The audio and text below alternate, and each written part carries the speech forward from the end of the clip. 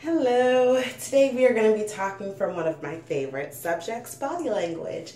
I'm going to start us out by asking a really simple question. Is it necessary to read body language to be successful in life? I'm going to talk about a couple different articles very quickly, and definitely you're more than welcome to go behind me. I have attached the links to each article that I refer to on the bibliography page, so please feel free to look up behind.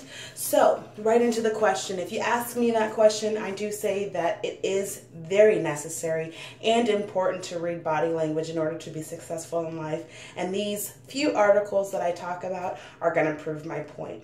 The first article that I want to bring up is 5 Fundamentals of Body Language to Increase Your Success in Life, and that's by Nick Bastian.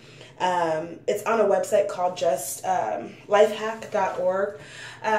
Basically what Nick talks about is how you should definitely follow your intuition when you start kind of noticing based off of a person's body language that maybe they're uncomfortable or maybe their vibe is off a little bit. Don't just kind of throw it into the back of your head and dismiss it. Most times your body language that you're seeing, you're picking it up for a reason. So in a sense, he's kind of saying to follow along with it. And a quick quote that he says is, just as form follows function, so does your inner life, your emotional state, your confidence, your vivacity. Follow what your body is doing. So not only what you see, but also what you feel. If you're feeling inside of you a certain thing based off of someone's body language, not necessarily what they're saying, but based off of their body language, go along with it. Follow that voice and listen to it.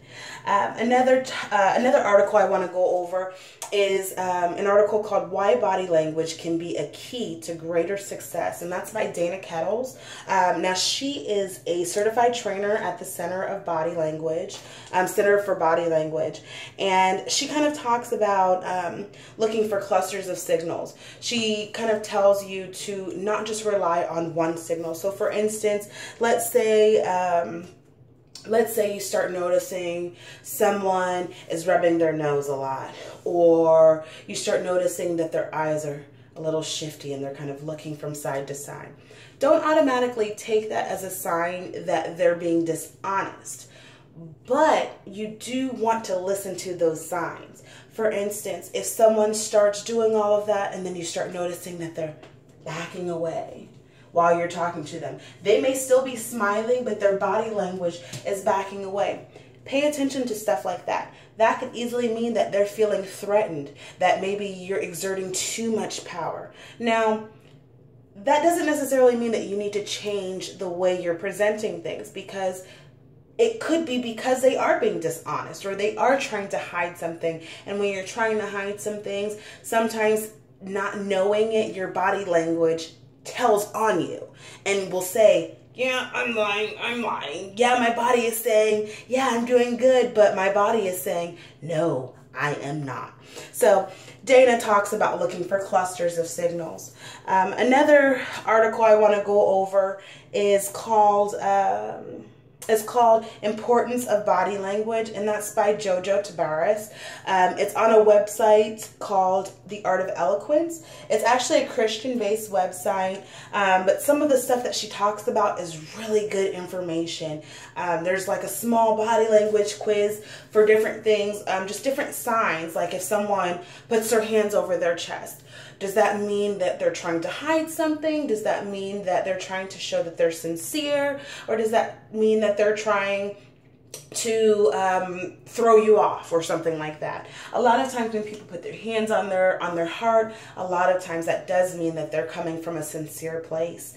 Sometimes rubbing your nose can be a sign of maybe they're not being as truthful as they're wanting to convey. Maybe we should listen to the story a little bit more and read into the body language a little bit more. Your hand gestures, how the person is moving. Are they kind of jittery? Are they doing the little dance while they're talking? Or are they looking at you dead in your eye, face to face, eye contact, making sure that you see what they're saying and understand fully? These are things that you want to look out for. And on that website, Art of Eloquence, she talks about that in other different settings, along with going into an article specifically on body language. It's absolutely amazing.